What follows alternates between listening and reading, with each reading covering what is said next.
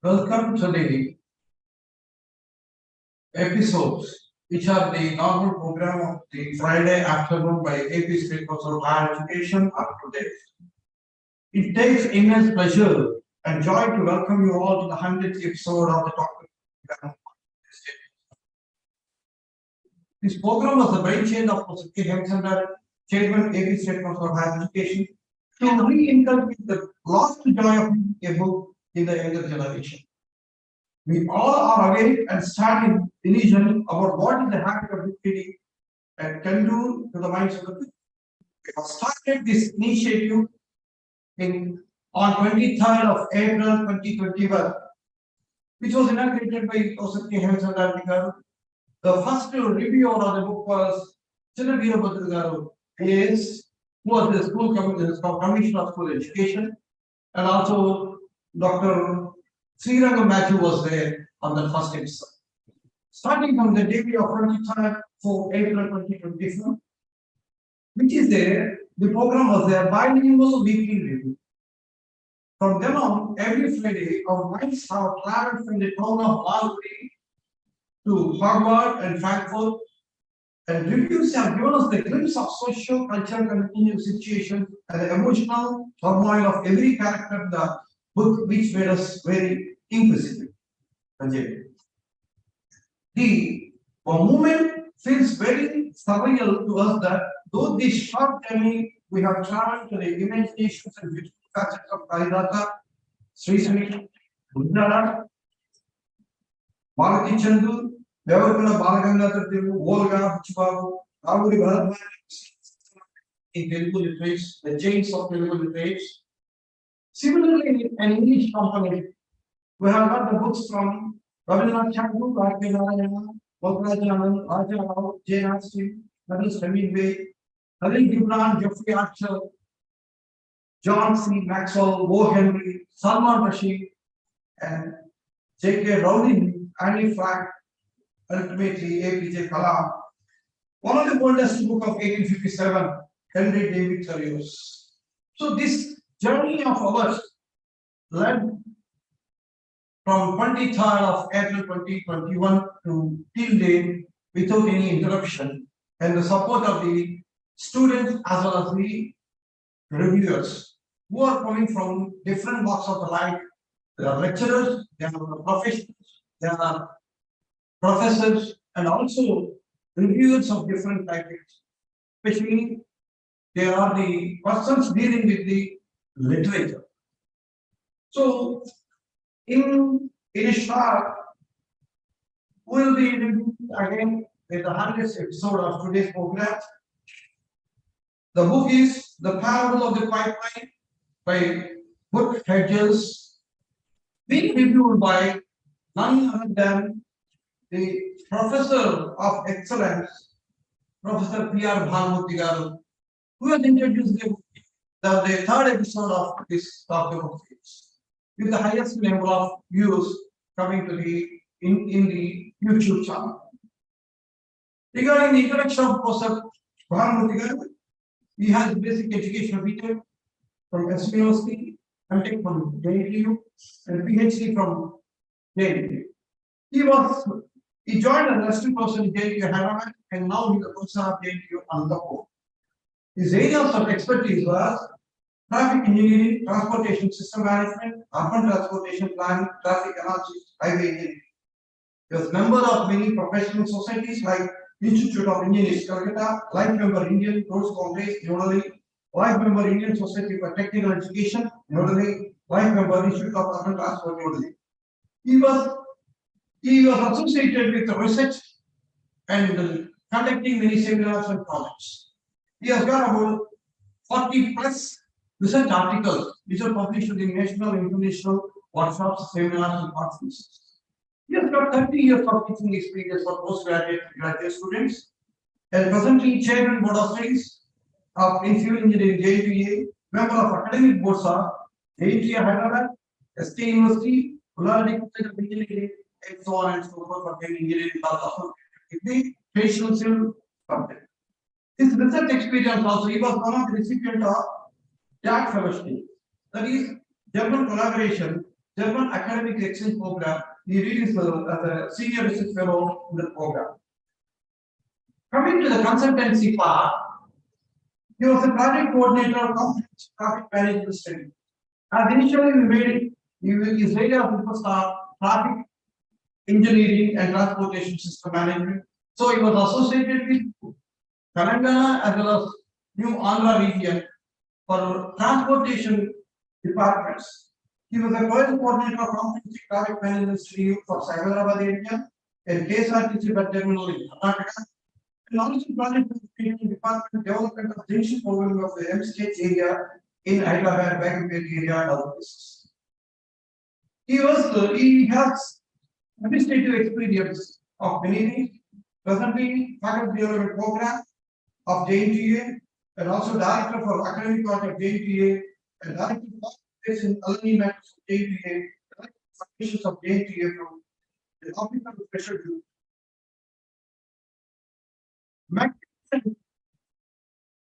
Profile of Murthy Garu, making him a professional recognized distinction as associated member of technical advisory committee, Capital Region Development Authority of Andhra, APCRDA, and also Hyderabad Metropolitan.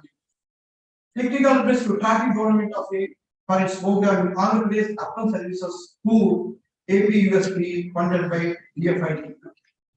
With this brief introduction of our reviewer, Dr. P.R.Bhanu Garu, and he is going to give you the book. Is the parable of the pipeline, but techniques. So now I name it to Professor Bhanu Garu to review the 100th episode, the 100th episode of our Dr. program of English. Thank you, sir.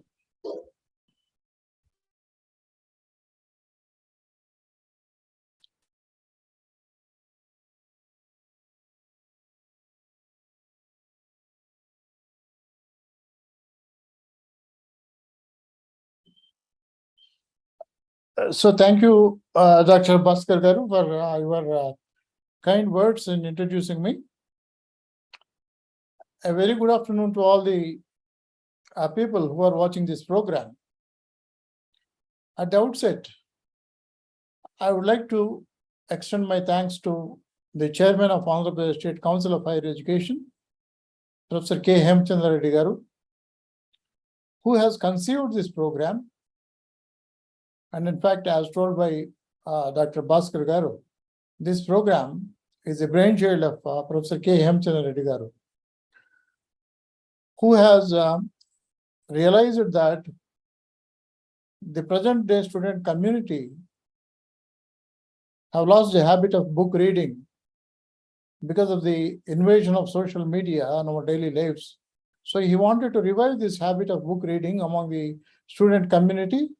So he conceived this program, and I am extremely happy and I feel privileged and honored to be associated with this program in its 100th episode.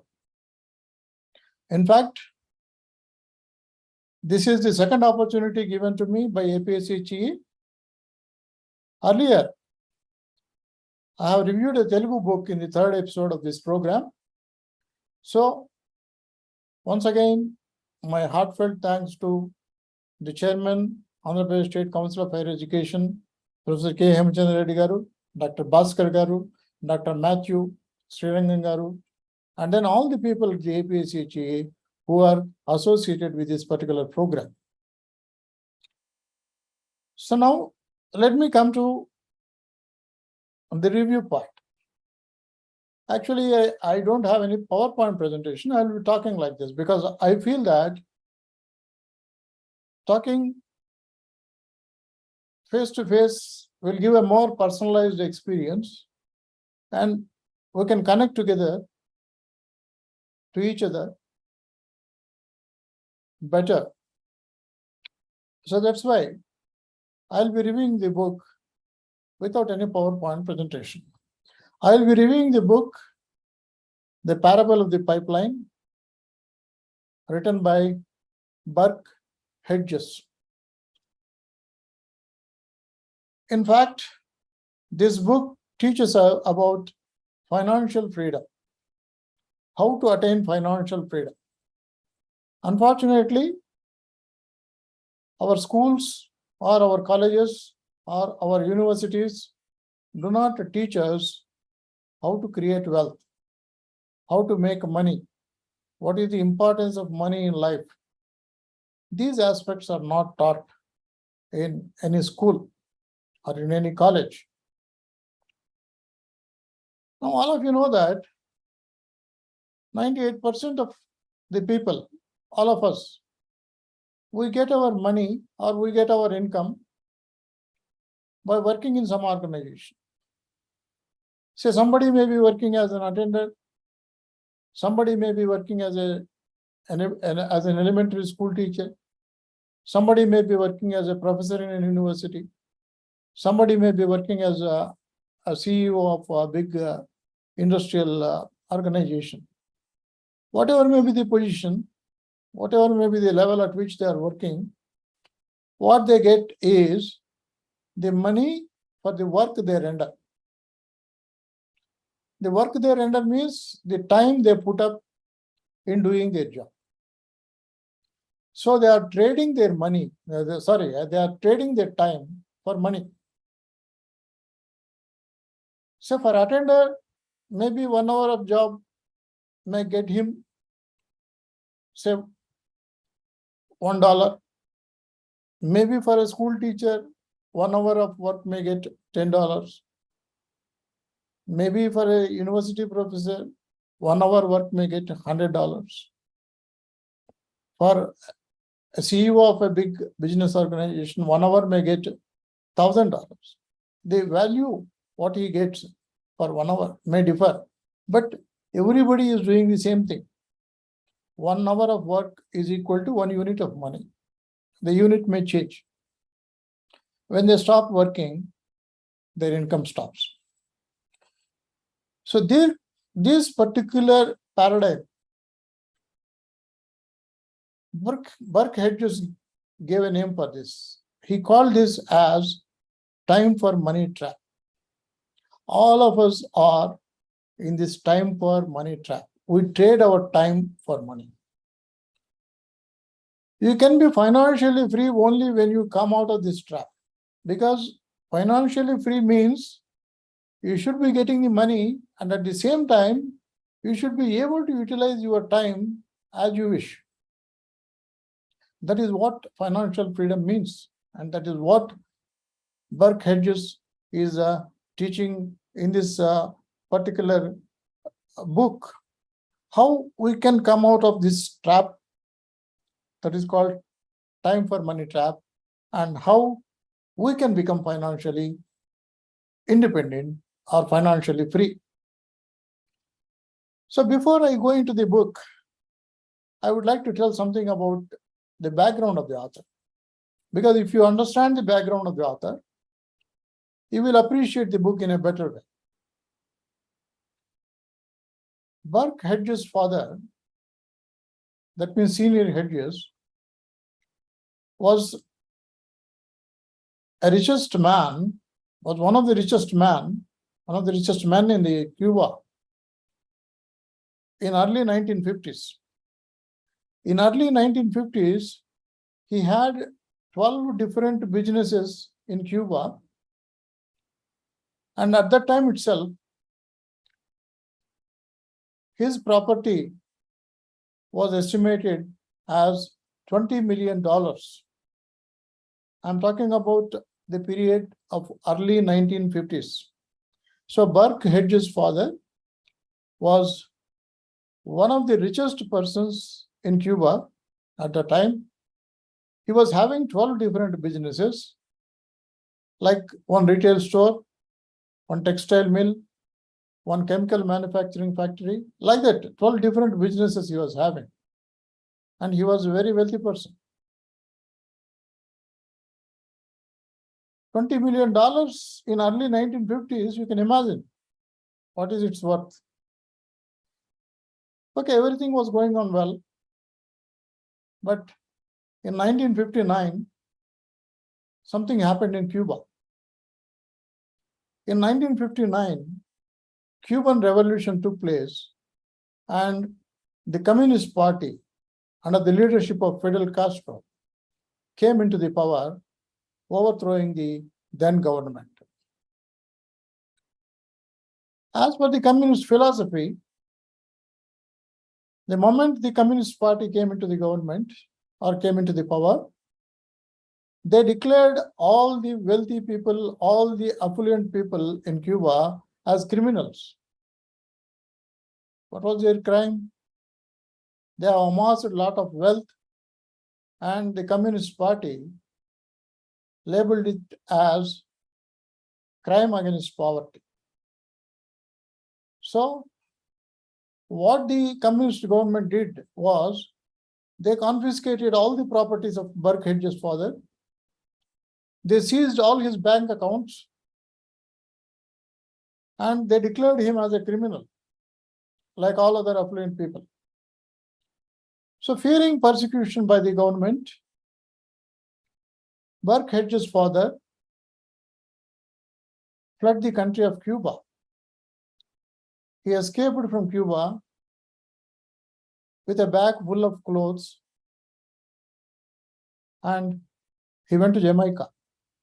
See, all his property was gone.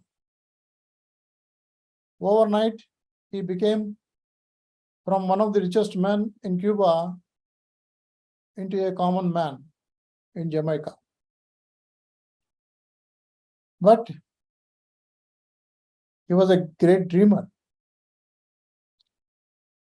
He was having a lot of business acumen. So he did not get discouraged. Okay. He started again doing some small business, and then they could purchase a house at Ecuador in the beach of Pacific Ocean. And when Burke Hedges, the author of this book, was in his teenage, he used to play chess with his father in the veranda of their beach house overlooking the Pacific Ocean. So Burke Hedges used to set up the table in the evening for their chess game, and they used to play chess, Burke Hedges and his father. During this process, his father imparted very useful financial lessons to his son. He was often repeating one thing to young Burke Hedges: don't take anything for granted. Burke Hedges remembered this very well, because for the father of Burke Hedges, taking things for granted proved to be a very, very costly mistake. He had the vision of diversifying his business. So diversification of business is one of the principles of good business houses, even in our country also. If you see Tata Group, they have businesses in more than 30 sectors. They don't do business only in one sector. Say we have Tata Steel, they are into metals. We have Tata Consultancy Services, they are into IT sector. And we have Titan showroom watches, they are into watch manufacturing business. They are into jewelry. Like that, they have a number of conglomerates in this in their group. So they have diversified their business. So that is the basic principle of any business house. You take any business, say for example, you take Reliance. They have oil business. They have entered into telecom sector, Jio. They have entered into retail stores. They have entered into even fast-moving consumer goods sector. So they have many sectors into which they have diversified their business. Normally, this is done by any good business group which has a vision. Of course, Burke Hedges' father had that vision. That's why he had 12 different kinds of businesses. But his dream was not too big. which he later realized. Why? Because he has diversified his business, but he did not think beyond his country. All his businesses were in Cuba only. See, the moment he fled Cuba, the moment he was out of his country, now all his businesses were gone. So the mistake what he committed was taking it for granted that Communist Party would never come to power. So he took that fact for granted. But that proved to be wrong. So that's why he used to tell Burke Hedges, never take things for granted. So as I told you, apart from this, Burke Hedges' father used to teach him a lot of lessons about business, how to make money, how to create wealth, etc. So with the inspiration what he has drawn from his father, Burke Hedges started a business when he was 20 years old. You see, a 20-year-old person starting a business. So Burke Hedges started his first business when he was 20 years old. And later on, he went on expanding his businesses. And now he is considered to be one of the greatest business persons, having different kinds of businesses in different parts of the world. He is author of several books, which are acclaimed as bestsellers. And he is a great motivational speaker. And he is a trainer on financial management. So this is the background of Burke Hedges.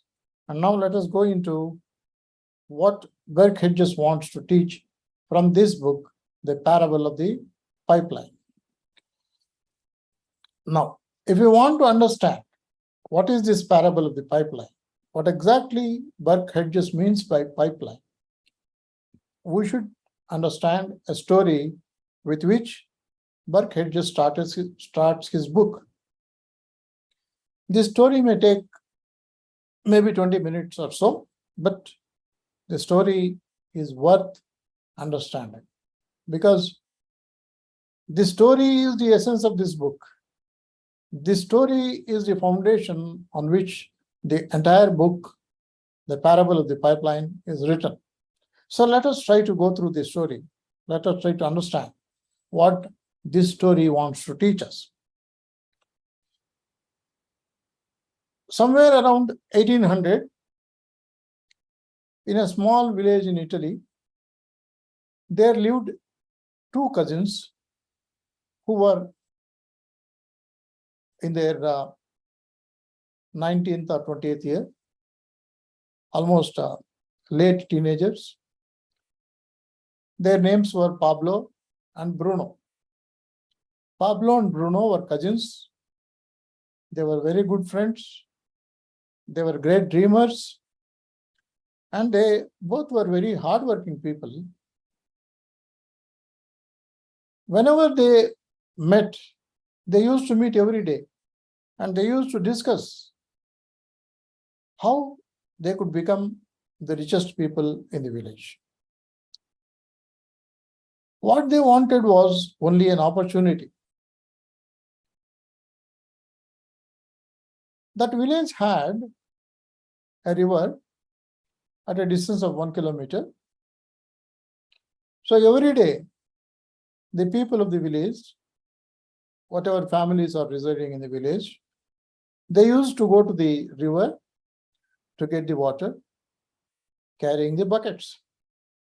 Now the village also had a cistern at the center of the village. Cistern means a water tank. So there used to be a cistern at the center of the village, but of course it was not having any water. So one day, the village elders had a meeting and they decided, instead of all the people going to the river, wasting their time and their effort, because it was a hard job, there was no proper way to the river. It was a rocky soil. So what the village elders decided was, let us employ two people who would go to the river every day carrying buckets, and they will fetch the water from the river. They will fill the cistern, and all the remaining people of the village, they can take the water from the cistern, which is at the center of the village. So their time will be saved, their trouble will be eliminated. But the two people who will be chosen to do this job, to carry the water from the river to the village, they will be paid 1 penny per bucket. So this was decided, and because this was acceptable to all the people, because a lot of time they could save, and then a lot of hard work they could save. So they wanted to give this job to Pablo and Bruno. They have selected these two young people, Pablo and Bruno. What these two people have to do is every day they have to carry buckets from village to the river and get the filled buckets to the river, to the village back, and then pour that water into the water tank in the center of the village, then go back to the river. Same thing. From morning to evening, they have to carry the buckets from village to the river and river to the village. So once the opportunity was given, both the people were very excited because they were waiting for an opportunity. So first day they started. Both of them took 2 buckets each. They went to the river. They filled their buckets. They came to the village back with the buckets, and then they poured the water into the system. So like that, they made number of trips from morning to evening. So totally they made 50 trips from morning to evening. And by the evening, the system was full. And they were paid because 50 trips each person made with the 2 buckets. That means each person has carried 100 buckets. So they were paid 100 pennies each. 100 pennies means $1 each. So they got the payment for their work at the rate of 1 penny per bucket. That means they got $1 at the end of the day. So Bruno was very excited. So he told to Pablo, our dream has come true. But Pablo was not very excited. He was not sure. Because of the hard work they did right from morning to evening, his back was aching. His hands were blistered by carrying the buckets. He was thinking there should be a better way of doing things. This is not the right way. So he was not very happy. He was not sure that the dream came true. And throughout the night, he was thinking how to do this job in a better way. An idea struck him in the early hours of the morning. So the next day, when both of them grabbed the buckets in the morning to go to the river,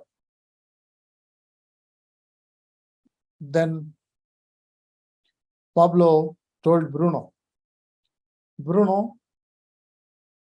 I have a plan.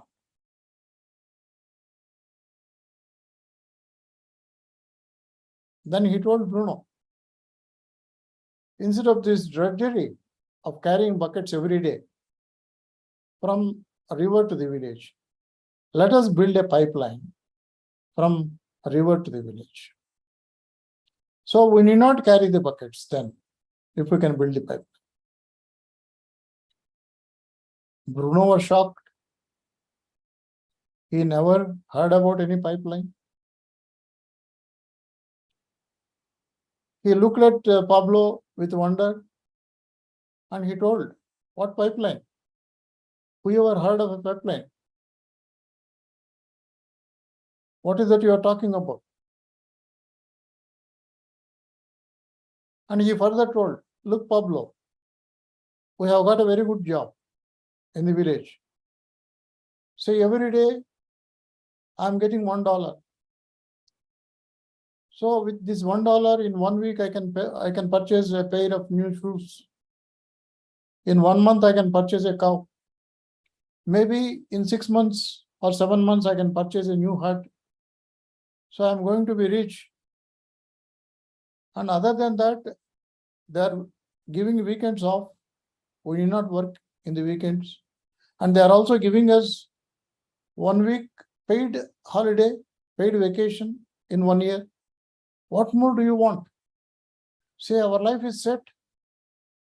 I don't want to get myself involved in any pipeline. That's what Bruno said. Pablo tried to convince Bruno.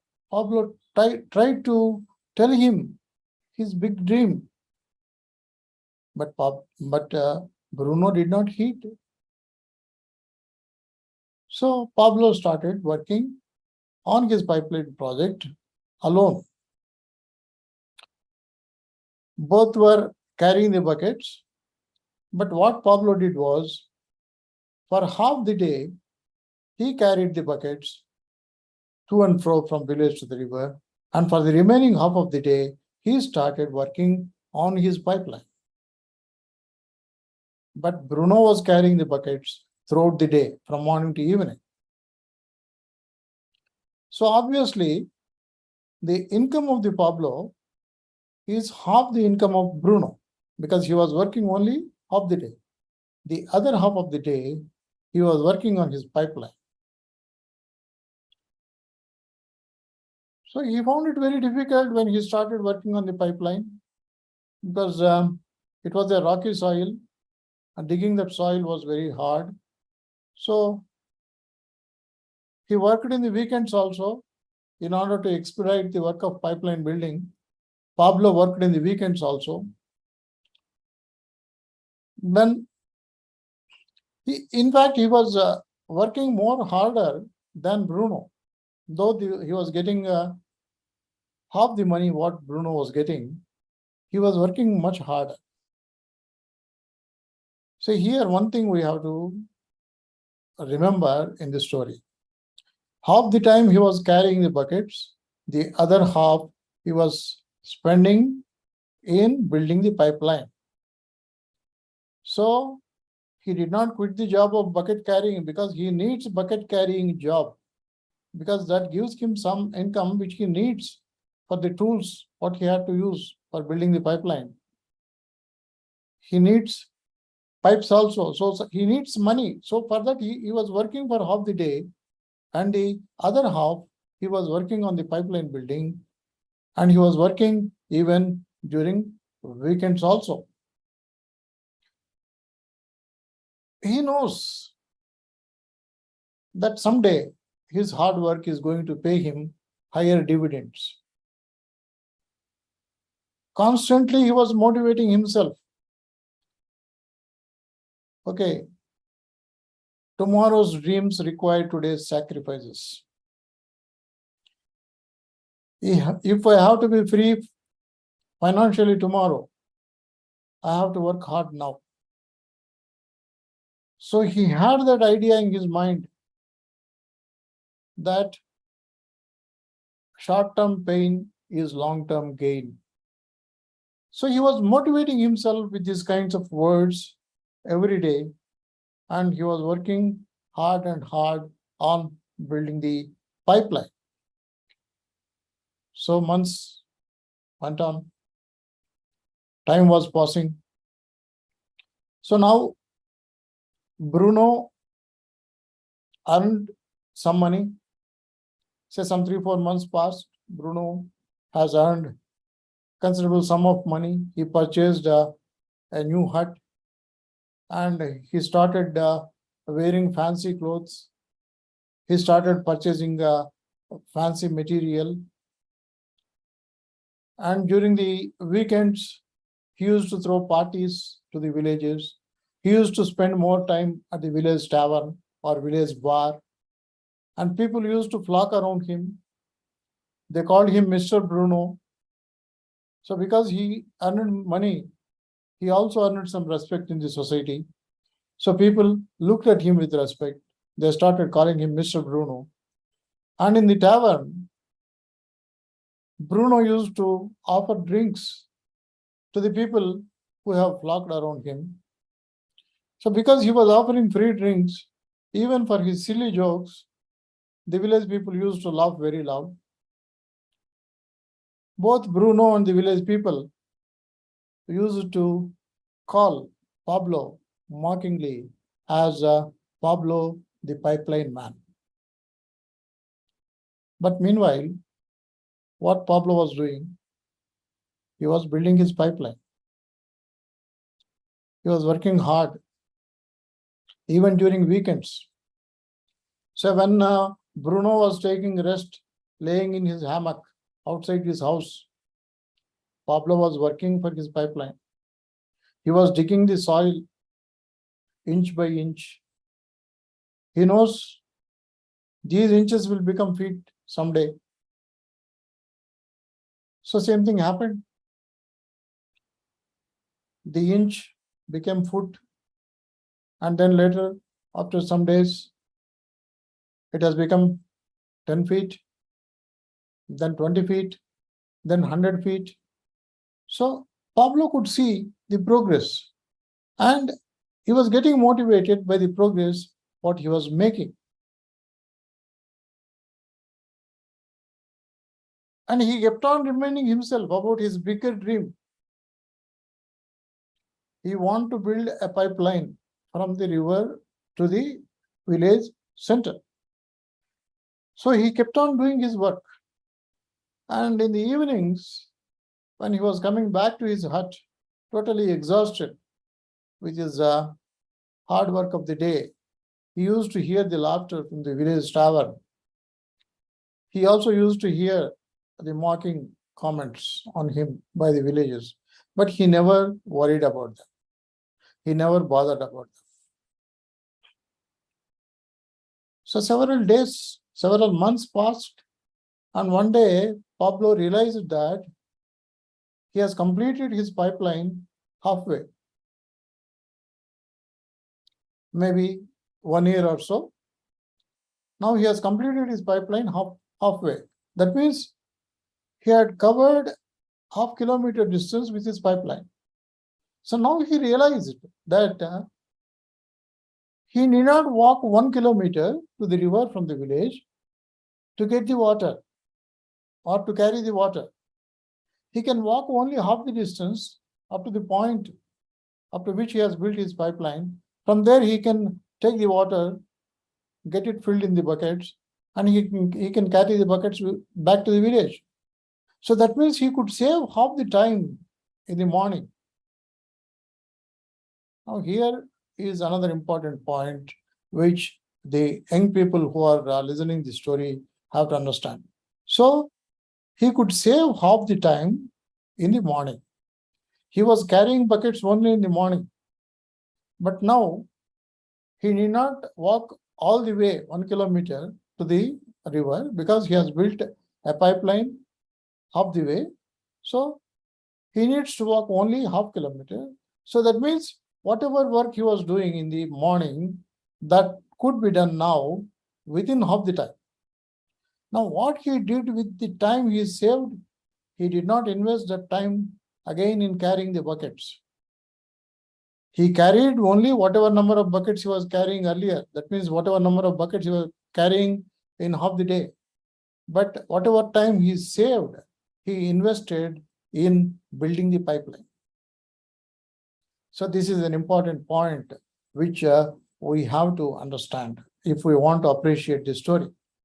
So the time he saved, he invested in his dream, not in carrying the buckets. Now, as I told you, he was working hard. Even during weekends, he was working. Occasionally, he used to take rest for some 10-15 minutes. Now, as I told you, 1 year has gone by. During his rest periods, he used to see his friend, Bruno, carrying buckets from a river to the village. Now it is almost 1 year. All this 1 year's drudgery of carrying the buckets from village to the river several times in a day, it has taken its toll on the body of Bruno. Bruno's shoulders were stooped. He has developed a hunchback. His walk was not steady. It was faltering. His gait was not proper. His way of walking changed. And then he looked a little bit old because of the constant work he was doing all through these months, almost for 1 year. Now he was also not as enthusiastic as he was in the first day, because his enthusiasm has dried up with the drudgery of the work, what he was doing. Now he was feeling angry, he was feeling frustrated. But on whom? He does not know. But he was angry because he resented the fact that he is doomed for his entire life to carry the buckets. Because unless he carries the buckets, he will not get the money. And if he stops carrying the buckets, he will not get the income. So he was very much frustrated that he had to do this job for his entire lifetime.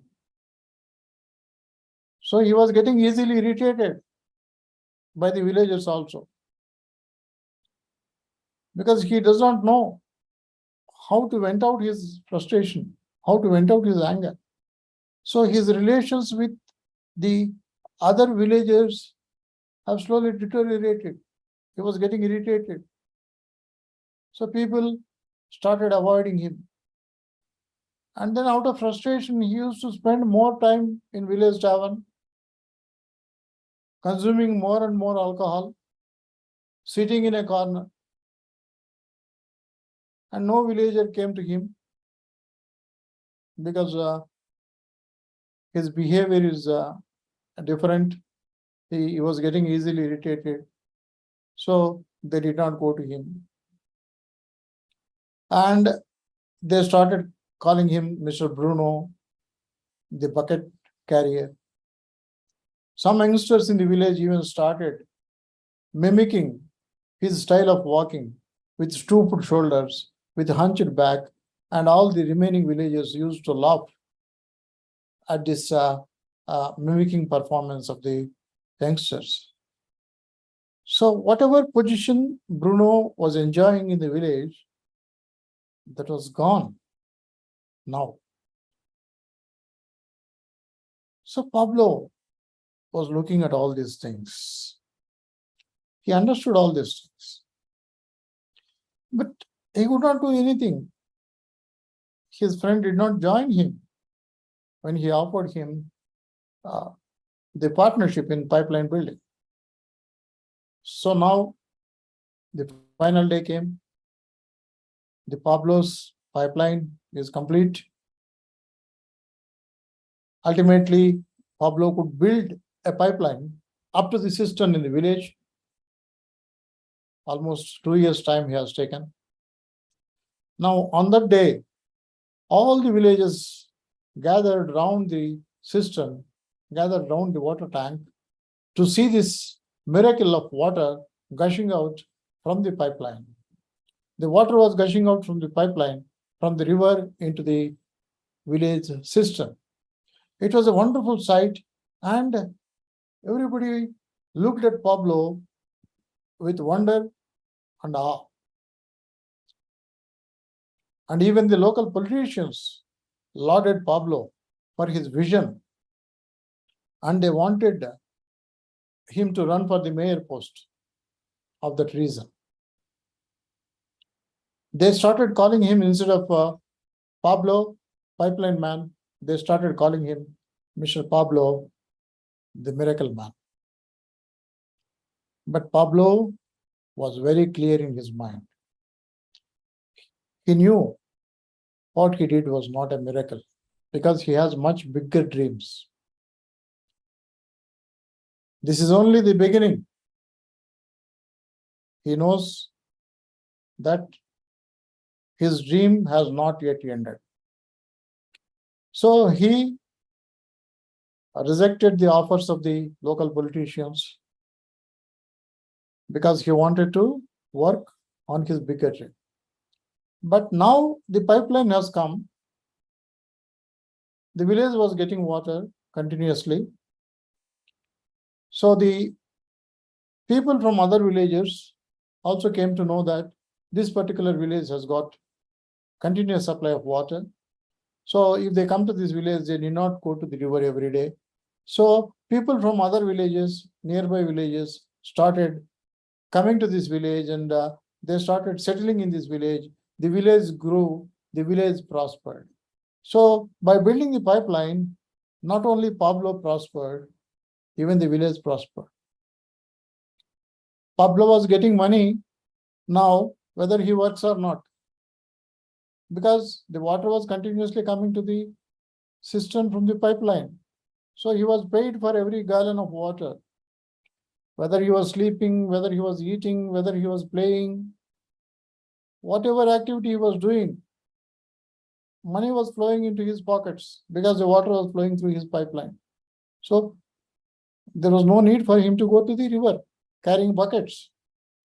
That bucket carrying business is no longer needed for Pablo. But what happened to Bruno? Once the pipeline has come into existence, obviously Bruno lost his job because there was no need to carry the buckets from a river to the village. So his job was gone. His income was gone. So Pablo is now financially free. He was getting money whether he works or not. But at the same time, Bruno has become jobless. But as I told you, Pablo had bigger dreams. He not only wanted to build pipeline in his own village, he wanted to build pipelines in the entire region, in the entire country, and ultimately he wanted to build pipeline. He wanted to build pipelines throughout the world. So that was his big picture. That was his bigger idea. So one day, Pablo went to Bruno because he was sympathetic to Bruno. He never had anything against Bruno. He was his friend.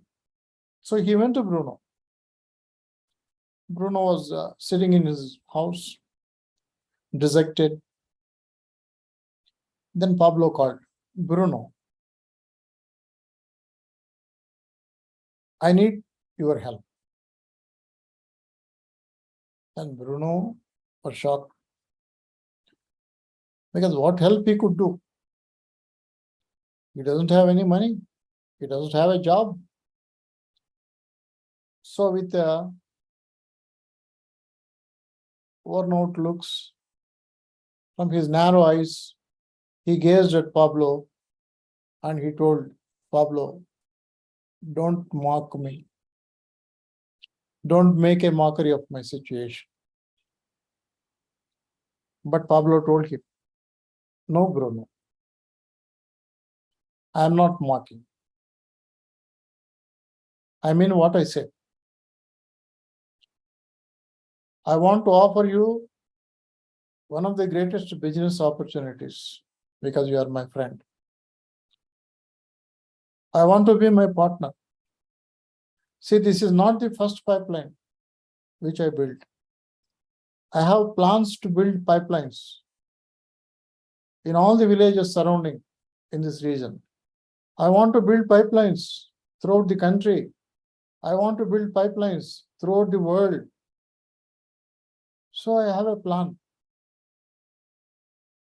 While I worked on this pipeline for 2 years, I struggled a lot. It was a very hard job.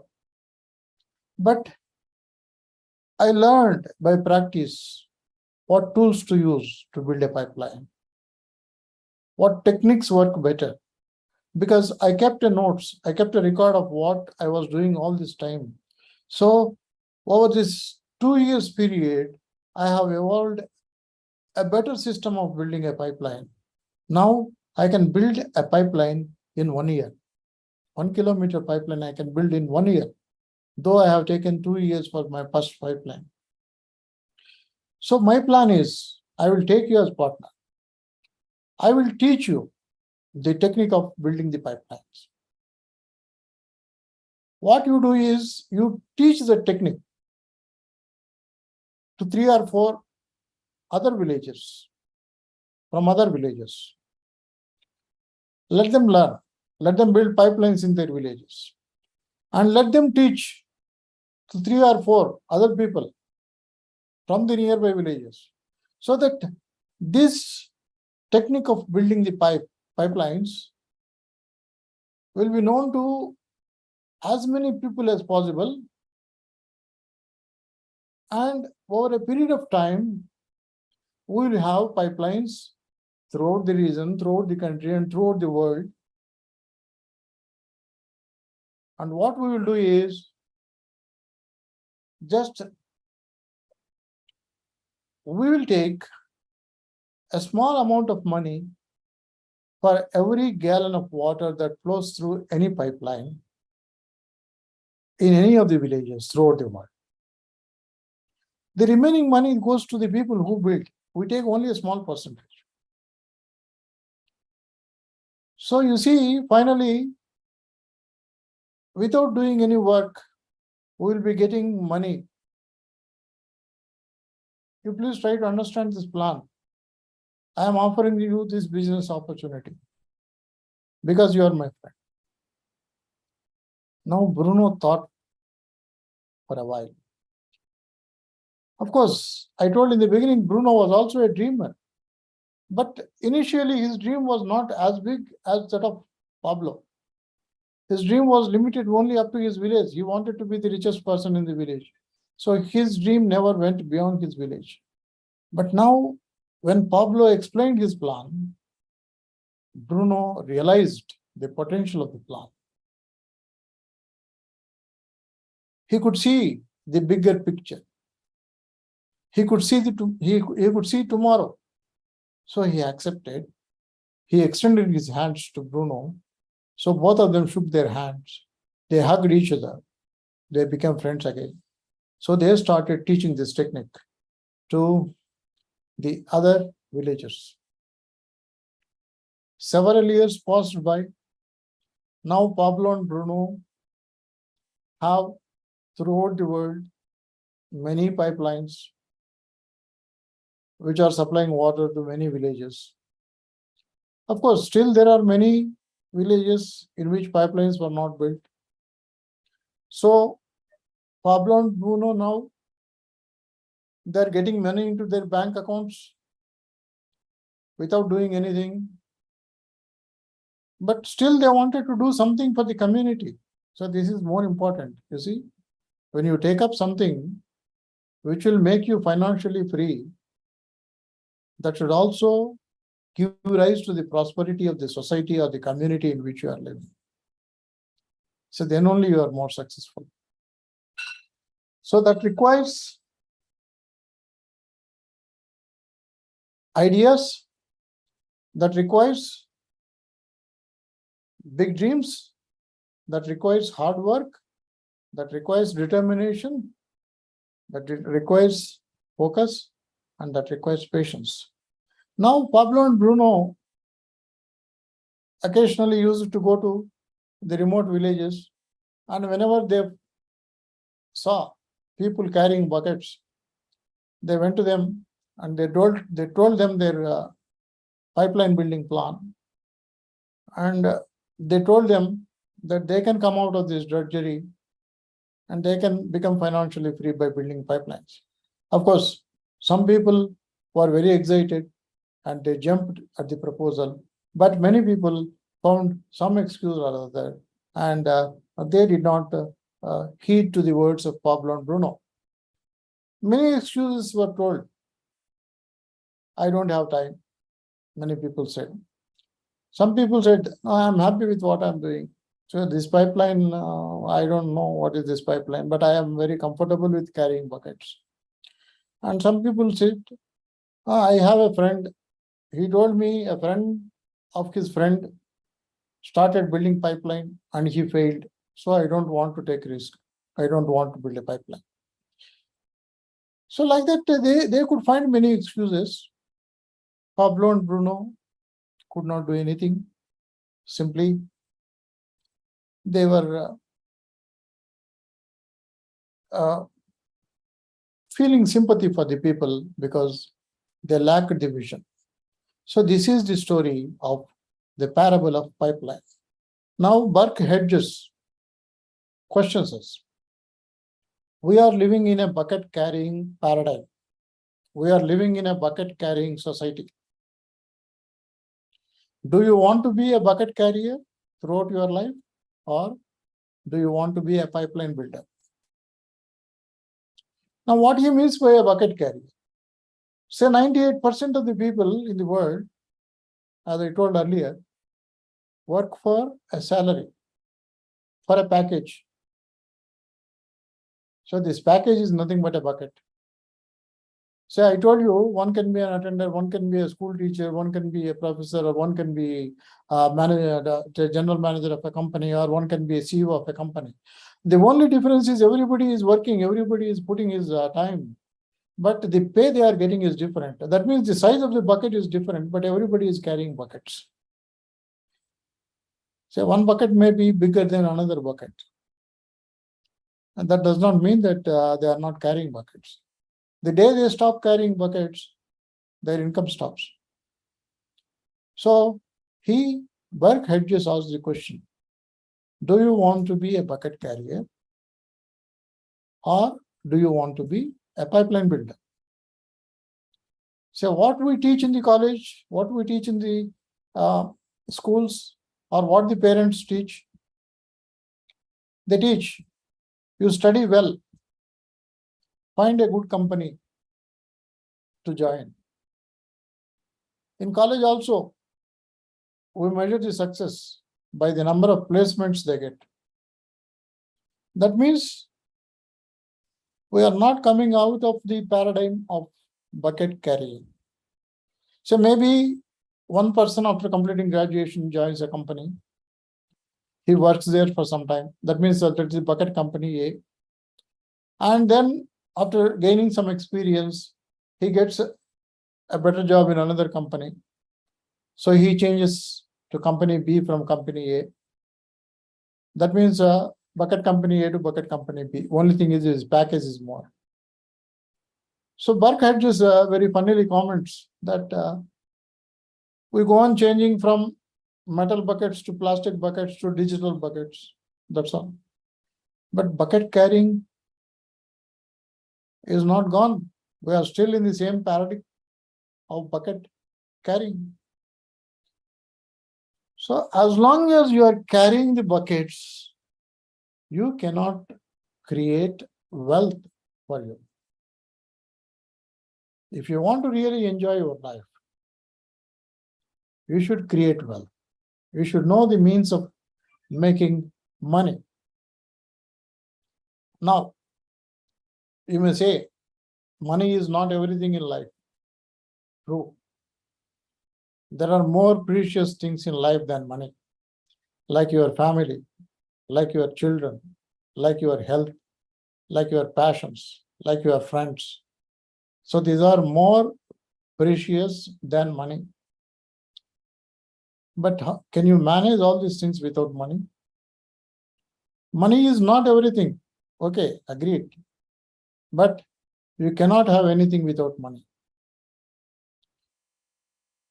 When you say family, friends, children, passions are more precious than money, and when you spend the entire prime time of your life in earning money, where is the time for your family?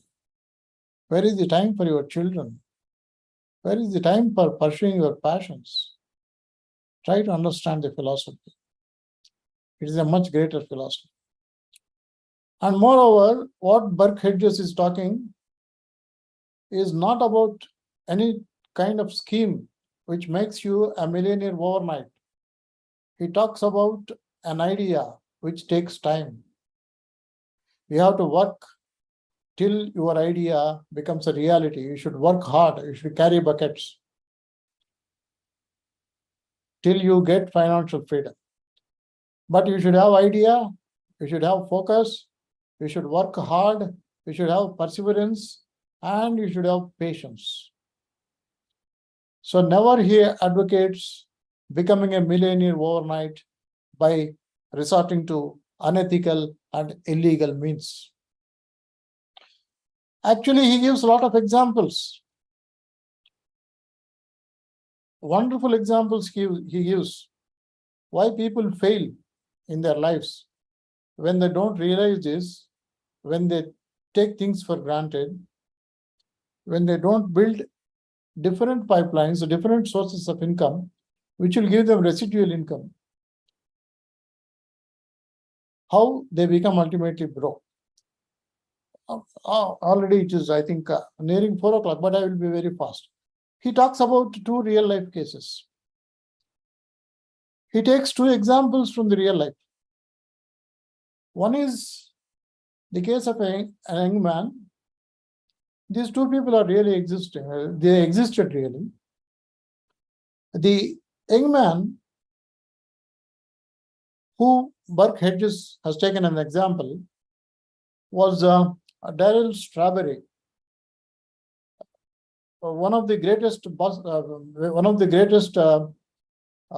baseball players in the American history. Strawberry, during his 20th year, entered into the baseball league of American teams, and within no time he became a celebrity. He was one of the greatest baseball players America ever produced. For consecutively 7 years, he got the best player award, best baseball player award in America. Through his baseball playing, he was getting somewhere around $5 million per year. And apart from that, he was also getting another $5 to $10 million per year through his endorsements, that means through advertisements, through his speeches, and through his attending functions. So, for example, if a movie star comes to an opening ceremony of a shopping mall, he will not come freely. He will charge something for coming there. So celebrities charge when they attend the functions. So like that, for his presence, for his speeches, for his autographs also, he was getting money. So by the time he reached his 40th year, he has earned $100 million in his baseball career. But he made some wrong choices, both personally and financially. And he was not having self-discipline. He was not having self-restraint.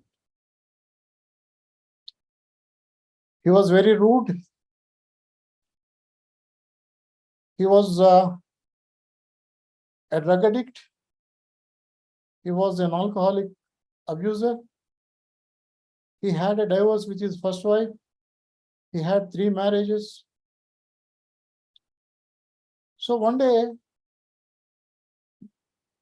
because of his rude behavior in the field, he was banned from the baseball teams. So he was no longer permitted to play in the field. One day it came in the newspapers that Strawberry was struggling with no income to feed his 3 children and his 3rd wife. Now, what happened to the $100 million he has amassed? They were gone. He spent them all. Expensive houses, expensive cars, expensive divers, expensive lawyers to defend his cases whenever he broke the law, and expensive expenditure towards treatment in drug rehabilitation centers, in alcohol rehabilitation centers. So he lost all his money, and finally he was broke. The second case, what just I will take 5 to 10 more minutes. Then I will close the review. The second case what Burke Hedges takes is about a secondary school teacher, a lady, an old lady by name Margaret. She entered into a school as a teacher when she was 20 years old. She worked as a teacher for 50 years. What she was getting as a teacher was less than $10,000 per year. Less than $10,000 per year.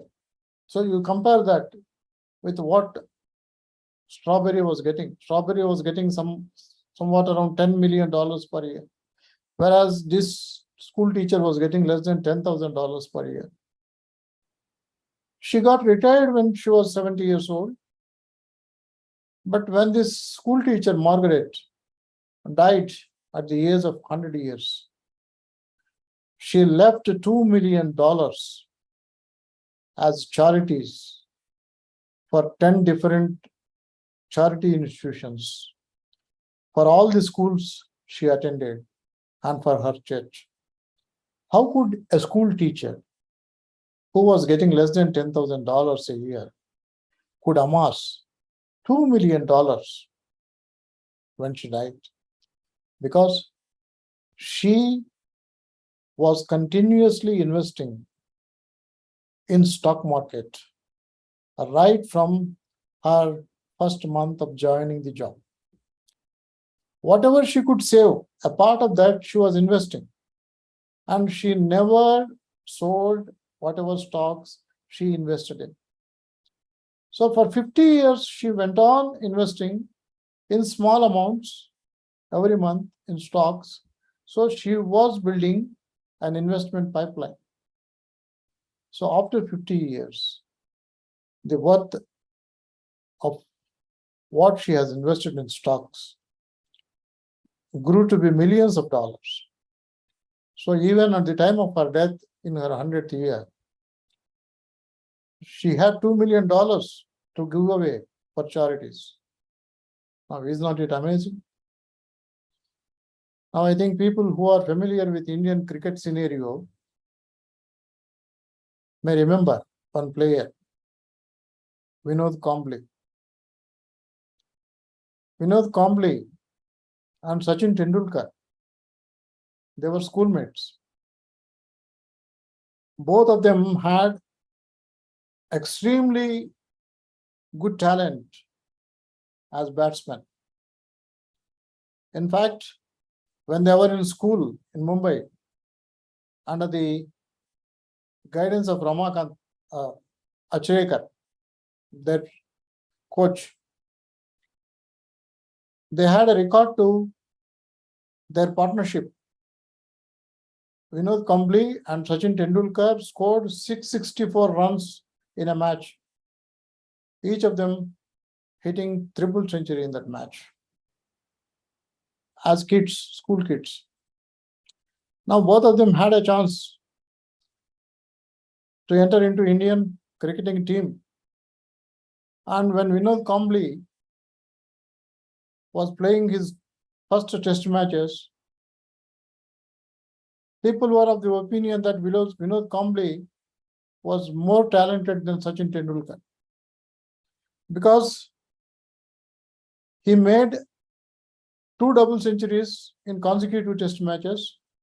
Not only that, he made consecutive centuries in 3 innings in the test match against 3 different countries.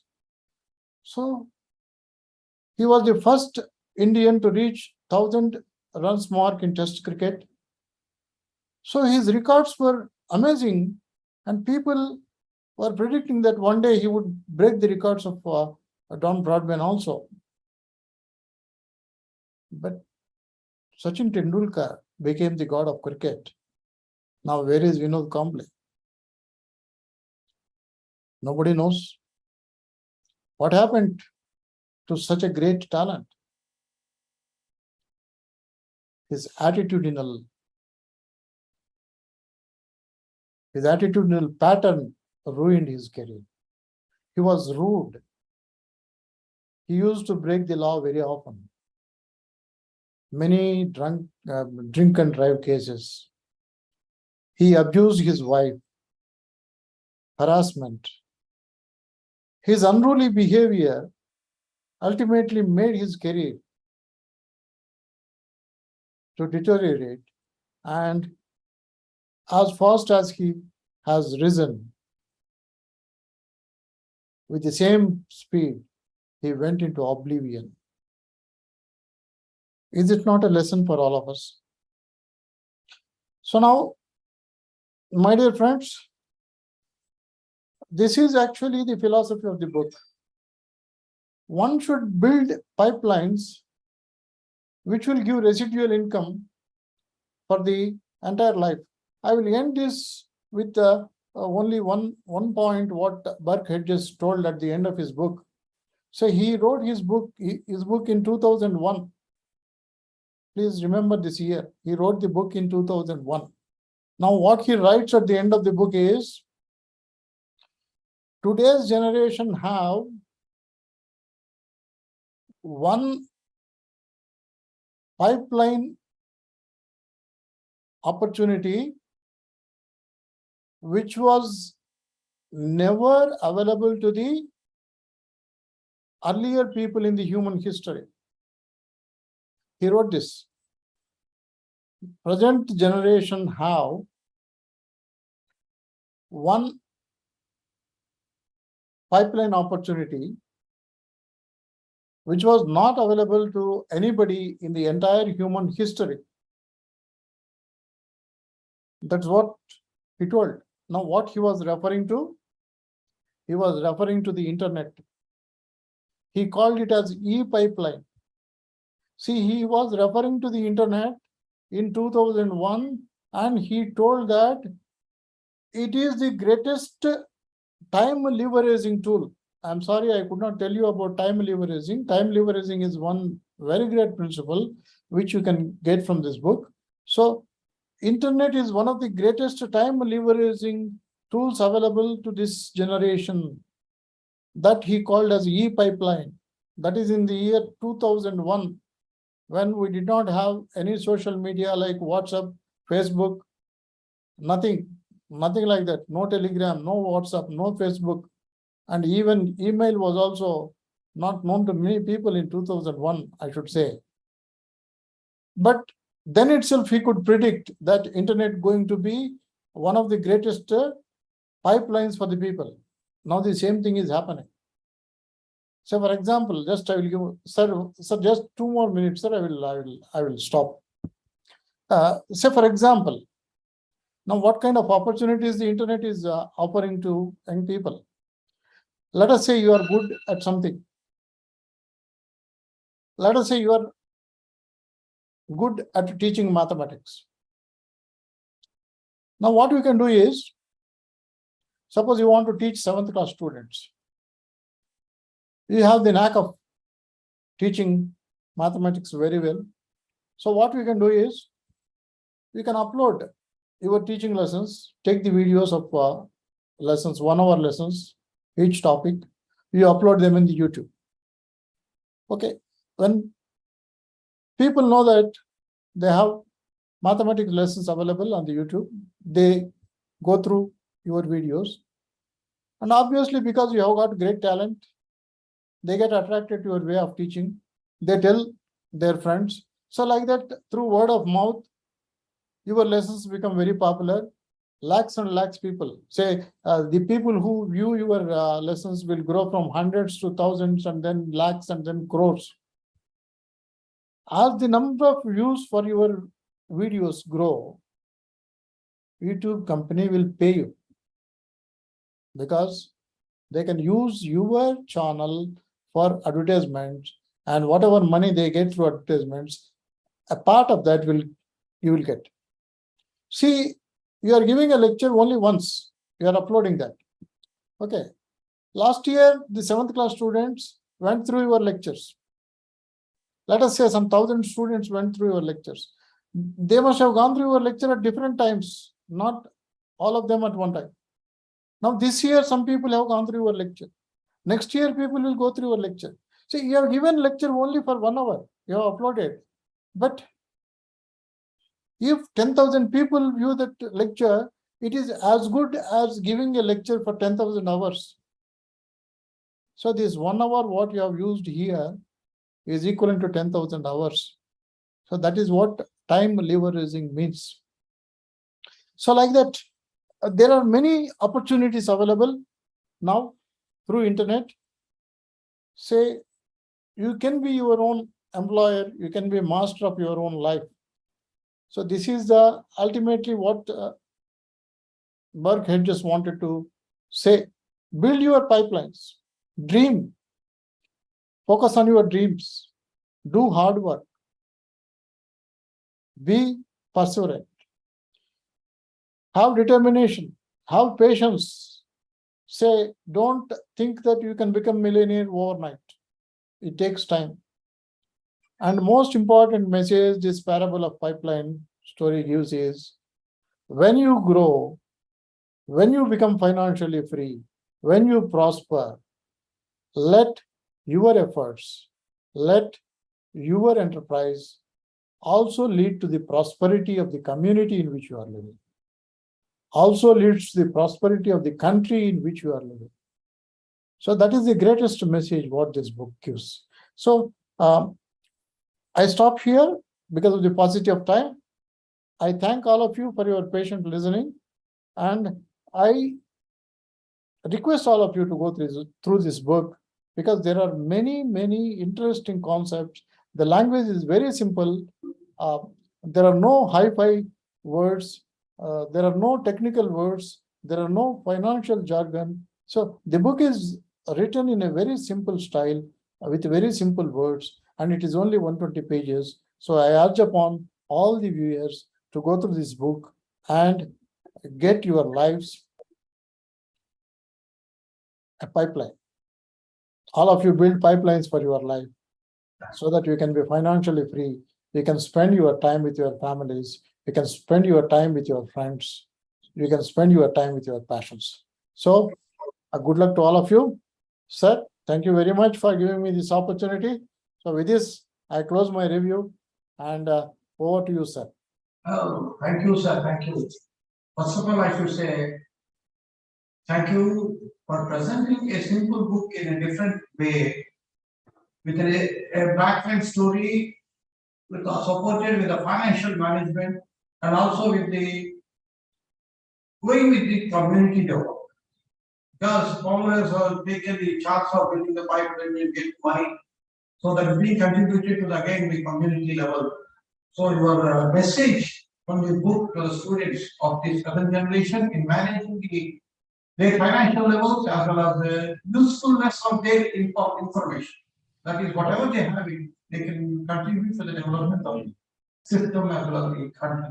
So, on behalf of AP State Council of Higher Education and Secretary that we are of Higher Education, and on behalf of Sri Lanka, and also our technical expertise, Sri Rajesh and Rajkumar, who are associated with all the 100 episodes of this Karta books in AP State Council of Higher Education to make this a successful program running for last 100 weeks, will be continuing the same vigor and meaning of this Karta books. Thank you, sir, for being with us. Thank you, sir. Thank you, sir.